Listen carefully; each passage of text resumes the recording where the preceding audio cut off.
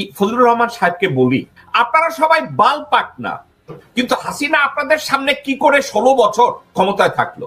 ফজলুর রহমান সাহেবের রাজনীতি করতে করতে ল্যাঙ্গুয়েজ চেঞ্জ হয়ে গেছে। ফজলুর রহমান সাহেবের রাজনীতি করতে করতে তার পিউবিক হেয়ার পর্যন্ত সে কাটে নাই। হাসিনা পিছনে কি আপনি ফিসফিস করে পরামর্শ দিচ্ছেন, যার জন্য হাসিনা 16 বছর ক্ষমতায় ছিল?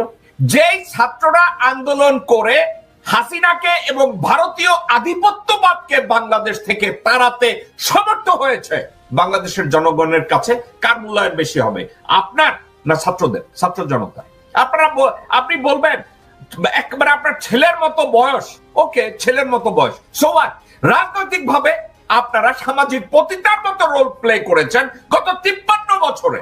আজকের যদি ছাত্রদের ভিতরে যোগ্যতা নিয়ে, দূরদর্শিতা নিয়ে, তারপরে রাজনৈতিক প্রজ্ঞা নিয়ে, দেশপ্রেম নিয়ে সামনে এসে আপনার চেয়ে বেশি ভূমিকা পালন করে, সেক্ষেত্রে আপনি ফজলুর রহমান ঈর্ষান্বিত হয়ে এভাবে খোঁটা দিয়ে আপনি কথা বলে তাদের কাছ থেকে সম্মান পেতে চান?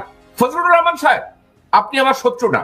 ফজলুর রহমান সাহেব, আপনার সম্পর্কে আমার কোনো খারাপ মানসিকতা নাই, কিন্তু এটা কি করছেন আপনি? ফজলুর রহমান যদি দেখেন আপনার একটা সন্তান দেশপ্রেম দিয়ে, উদারতা দিয়ে, শিক্ষা দিয়ে, দূরদর্শিতা দিয়ে, ব্যক্তিগত ব্যবস্থাপনা দিয়ে, নীতিবোধ দিয়ে আপনার মতো বেশি কন্ট্রিবিউট করছে, সেক্ষেত্রে ছেলের নেতৃত্ব মেনে নিতে অসুবিধা কি? আপনি ওখানে বসে এমন একটা ভাব করেন যে আপনি বাংলাদেশের রাজনৈতিক সক্রেটিস নাকি অ্যারিস্টটল, যা আপনার চেয়ে ভালো কেউ জানে না। এসব আতলামি কোথায় পাইছেন আপনি? আবার আমি তার আরো একটা ডায়লগ শোনাই, একটু শুনেন আপনারা। আজহারিকে দিয়ে বক্তৃতা করায়, সিলেট তো আজহারিকে বাধা দিই, আমি তাদেরকে অসম্মান করতে চাই না। পৃথিবীর কোন দেশে এইভাবে রাতের পর রাত মাইক লাগায় পৃথিবীর সৌদি আরব, ইরান, ইরাক, সিরিয়া, লেবানন, মিশর, পৃথিবীর পাকিস্তান, পৃথিবীর কোন দেশে এইভাবে মাইক লাগায় সারা রাত শুধু রাজনৈতিক বক্তৃতা হয়, যার নাম কয় ইসলাম? এটা তো একটা ওয়ারান দেশ পাইছে, যা ইচ্ছা তা বলতেছে মৌলানা মৌলবীরা, এবং হেলিকপ্টারে যাইতেছে, গাড়িতে যাইতেছে, লাখ লাখ টাকা নিতেছে।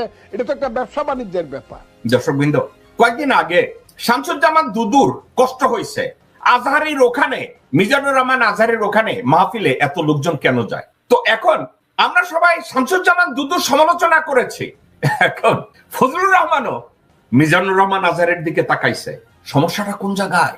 এক জায়গায়, ওর ওখানে সারা রাত্র বসে লোকজন ইসলামের কথা শুনে, রাজনীতির কথা শুনে, আলাপ আলোচনা শুনে বায়াত নেয়।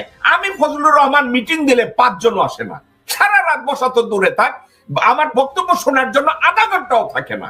এবং আরো একটা কথা, বাংলাদেশের রাজনীতিতে এটা কেমন সংলাপ যে এখন